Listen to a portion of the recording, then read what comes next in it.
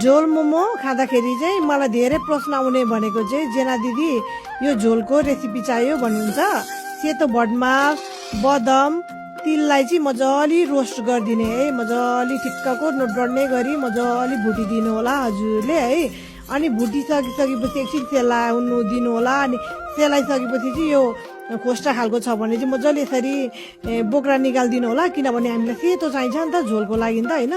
अनि कलर धेरै आयो भने चाहिँ राम्रो हुँदैन नि त। त्यही भएर चाहिँ मैले बोक्राहरू सबैलाई निकालिदिइसकेर त्यो रोस्ट गरेकोलाई चाहिँ ब्लेन्डर गर्दै होइन मजाले मिक्सी गर्ने अनि फेरि निकालिदिने। अनि अब हामीले चाहिँ यसलाई चाहिँ अमिलो बनाउनुको लागि चाहिँ लप्सीको धुलोलाई चाहिँ मैले तातो पानीमा भिजाइदिएको छु, एकछिन भिज्नुको लागि दिने। अनि यतापट्टि चाहिँ हामीले चाहिँ अचार बनाउने है, प्याजलाई अनि लसुन सुकेको खोर्सानीलाई मजाले भुटिदिने है, मजाले डढाउनु छ है। अनि टिमुरलाई पनि लगाइदिनु होला, अनि टिमुरलाई नि एकछिन भुटिदिनु होला।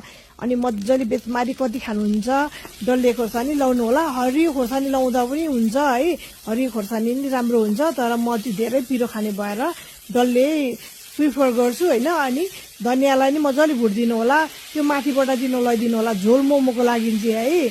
अनि माथिबाट फेरि टमाटर लगाएर मजाले भुटिदिनु होला, अलिकति अजिना लगाइदिनु होला। अनि हजुरले फेरि भुट्नुहोस् अनि नुन लगाइदिनुहोस्। यहाँनिर चाहिँ हामीले हल्दी पनि लाउँदिनौँ होइन, रङ खोर्सानीको धुलो पनि लाउँदिनौँ, किनभने यसलाई चाहिँ हामीले सेतो झोल बनाउनु पर्ने हुन्छ नि त। त्यो भएर चाहिँ यसरी बनाउने है। अनि यो पनि पाकिसक्यो, अनि अलिअलि मात्रै सेलाएको छु ल, मलाई चाहिँ खानु हतार परिसकिसक्यो। भटमास बदाम तिललाई चाहिँ अघि ब्लेन्ड गरेको थिएँ नि, त्यसलाई पनि पाउडर बनाएकोलाई लगाइदिने है त्यो अचारसँग माथिबाट। अनि लप्सीको धुलो अघि मैले भिजाएको थिएँ नि, त्यसलाई लगाएर पानी लगाएर हजुरले मजाले फेरि ब्लेन्ड गर्ने होइन। अनि अघिको अचारको कराईमा फेरि त्यो पानी पनि लगाइदिने र पखालेर लगाइदिने। अनि नुन फेरि अझै त थप्नु पर्यो होइन।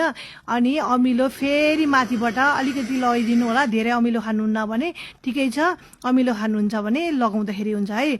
माथिबाट सानो चप गरेको धनियाँ लगाइदिनुहोस्। अनि डल्ले खोर्सानी खानुहुन्छ भने अनि बनियो, यस्तो छिटो मिठो बनिन्छ। हजुरले चाहिँ नि अब यो अचार बनाउँदाखेरि चाहिँ रातो खालको पहेँलो खालको हुनु हुँदैन है। अनि यो चाहिँ अर्को डिफ्रेन्ट खालको अचार पनि, अब रेगुलर अचार हुन्छ नि त्यो अचार पनि, मोमोको अचार पनि बनाएको छु। अनि थ्याङ्क यू भेरी मच, हजुरलाई धेरै धेरै माया छ, लट्स अफ लभ भन्न चाहन्छु। अनि यो अर्को खालको रेगुलर अचार पनि बनिएको छ, माथिबाट टपिङ गर्नुको लागि बनाएको यो चाहिँ होइन। अघिको चाहिँ झोल हो, अनि झोल मोमो अब चाहिँ तातो मोमोमा चाहिँ डुबाएर खाने है। लभ यू अल, धेरै धेरै माया।